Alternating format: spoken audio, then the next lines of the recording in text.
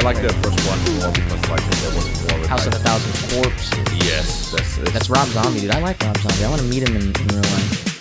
Oh no, I don't want to meet him. You don't want to meet Rob? Rob. I mean, he's a good musician too. Yeah. Yeah, he does. I don't really listen to any of his music. The music's too hardcore. His movies are cool though. Yeah. There's some funky stuff that he makes. Yeah, he does. Welcome guys to today's episode of The Red Lodge. We're actually really excited to tackle this subject matter. Finally. We actually originally we wanted to do more episodes like this where we take on kind of production companies or techniques in film or really things that people don't really talk about that casually watch movies. But A24 is A24. Not B24, not C36. It's A24. C4. TNT did. Great television network. TNT. Oh yeah, this is actually a channel. Yeah, that's a real thing. Okay. Yeah, so many acronyms in the TV business. But anyways, we're going to talk about A24 and why we talking about A24. Yeah, why we like A24. First of all, like A24 just celebrated his birthday, 8 years old. So we're gonna dig down a little bit into like the history, a little bit about the company and where it come to be, and why we even talk about it right now. Because this is basically the biggest newcomer in movie distribution that you can think of. Because like if you haven't heard of A24 and you listen to this episode, right now, then you most likely have seen at least one A24 movie. Yeah. Or you will see very much one of those movies very soon because like they're getting bigger and bigger and bigger. Yeah. And I think, Mike, if you just want to jump into... Well, first, let's give a shout out to our Capital Broadcast Network here for making this entirely possible. Yeah, that's a round of applause there. I'm sure there's a sound effect you could put in there, Jack, for a round of applause. Like, yay! With the children in the background. Yay! Yeah, okay, next time. Next, yeah. But if you want to jump into the founding of it, A24 was founded August 20th in 2012, and a distribution company like you have Warner Brothers, which are basically their own distribution and their own production company. There are only very few movies that have been produced by A24 themselves, but it is mainly a distribution company for those specific kind of movies. And the first movie that they ever brought out, that they ever praised, was... What's the name of the movie? A Glimpse. A Glimpse Inside the Mind of Charles Swan III. I had to look up that name now because I don't remember. Yeah. So the company started out with like those three dudes here. What was their names? Daniel Katz, David Finkel, and John Hodges. Yeah. They're based in New York. And A24 is basically challenging and disrupting Hollywood right now with how they bring out movies. Because like they're supporting a lot of indie movies that got so much popularity in the last few years. The first movie... the first like three movies where they actually became like really famous with was Room. With Brie Larson. You said you haven't seen that, right? I have not seen The Room Room. It's based on a true story. About a mom who gets basically held prisoner by her husband. Or by her. Is it husband? I thought it was her. I thought it was like a dad or something. Oh yeah, right. That was like and then, it's an incest kind of thing. Yeah, she gets impregnated. Right, it's incredibly depressing and dark, but it's based on that. It was super depressing, definitely. It's really dark. But the acting is really good, and this is like there's always a split opinion about Brie Larson, because either you really like her or you really hate her. And you know what? To go back, you said one of the popular ones was. What I didn't hear you mention was Spring Breakers, and when I was in high school, this movie was actually popular to us. It has James Franco in it, Selena Gomez, Vanessa Hudgens, Ashley Benson, and that was a really big movie. That was a big movie, but this is not one of the movies that brought them to the critical forefront. acclaim. It was nothing like that. It wasn't like a grand. When they started out with those movies, they had their logo always kind of like guerrilla tactic. In their advertisements, always like with flashy lights everywhere. You would always see that logo popping up everywhere. with those kind of movies, and they got a little bit more like subtle, I would say, later on.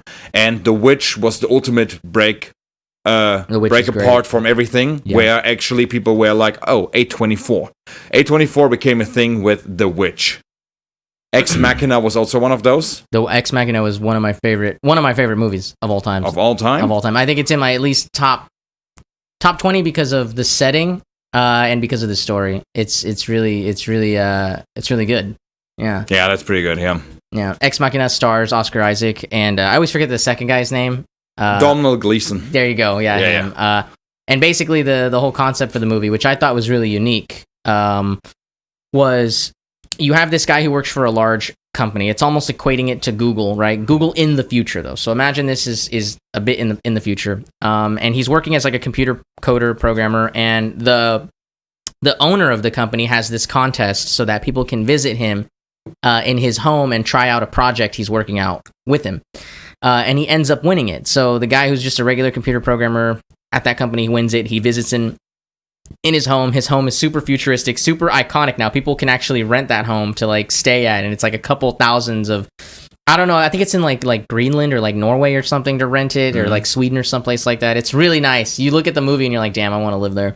Anyways, the idea eventually becomes he learns that his goal is to do kind of a Turing test for a machine / robot / woman that this guy created.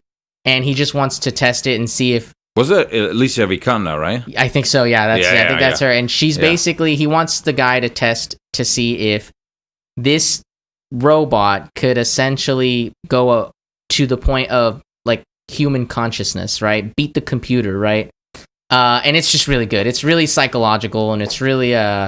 it's beautifully shot. I love every scene in that movie. It looks so good. It really reminds me of... did you ever watch Skyfall? Did you ever watch Skyfall? Oh yeah, I watched it. Yeah. So every scene in Skyfall is almost like a picture, right? You see every the cinematography of that movie. It's the same thing with Ex Machina. Even though it's super close quarters and really intimate, you're in hallways all the time. You're in a living room all the time. You're in a laboratory. But everything still is looks good. Shot. Yeah. It's hard to make those shots look good, right? It's easy to make them look bad, but like the setting, like I said, futuristic. It's interesting. I highly recommend Ex Machina. It's a really good. Philosophical movie, psychological movie, and the ending's great. I absolutely love the ending to that movie. Yeah, one of those philosophical movies Oscar Isaac was in was also Annihilation. It was also this like kind of like he was in it a little bit, but it's really good. Yeah, that was also a good one. I was like, yeah, Annihilation's fantastic. Yeah, The Witch is definitely it grew on me. That was a movie that grew on me. At the beginning, at the first time I watched it, I was like, "What the fuck did I just watch?" Besides like that, and I wasn't alone, having to listen really closely because of the language that the people speak. Man. It's like in the way they speak. I almost couldn't follow, dude. I was in the theaters and I was like, "Damn, like." I looked down and I was in some like different clothing. I went out to the parking lot and my car turned into a horse and a carriage. I was like, this shit is crazy, dude. Like it takes you really period piece. Like I would consider that movie a period piece. That is a period piece. So good. Like, and the children acting in that movie, amazing. Absolutely sold it to me, dude. Yeah, it's really interesting how they do that, how they pick out those kind of movies, because so many times the acting, everything they're so needs careful to be right. Everything needs to be definitely. With all those kind of movies, like, and I told you, like, I'm in this A24 group online, and they're talking about it. Movies that have the A24 vibe that are not A24 movies, because A24 shines out that vibe. Yeah, they do that. Yeah, and what would you say the vibe is? What would you call the vibe? It's really hard to describe, but it is that the stories are always that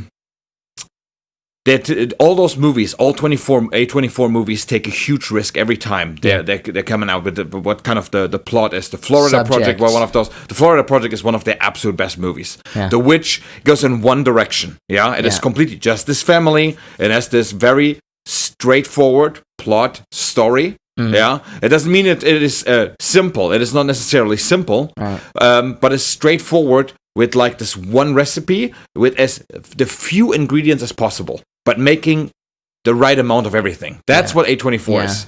And some of those kind of movies we talk about, like Victoria, Yeah, how we feel. Yeah, Victoria is one of those kind of movies that would fit into the A24 label. Yeah. The same. There are other certain movies, and A24 movies, they all kind of have that. One of my favorites also, this is the same way, where it goes in one direction, The Lighthouse. Yeah. Which also was nominated for the Best Cinematography in 2019, I think. Didn't finish it. You didn't finish it? I didn't finish it. I know, man. I know. It was good every time I was watching it. It was good, man. You gotta finish it. I would have never thought Willem Dafoe and Robert Pattinson would be that great of a... I mean, Robert Pattinson really saved his career. Yeah, right. Yeah, definitely. That was a huge jump also for Robert Pattinson, definitely. Because I didn't think about him too much, you know what I mean? Right. He was in Good Time, but I haven't seen Good Time. Me either. It's also a A24 movie, but he is also supposed to be really good. Yeah. It's even supposed to be better than Uncut Gems. Good Times? Yeah. Is that new? Good Time. No, it's not new. It's the movie that the Safdie brothers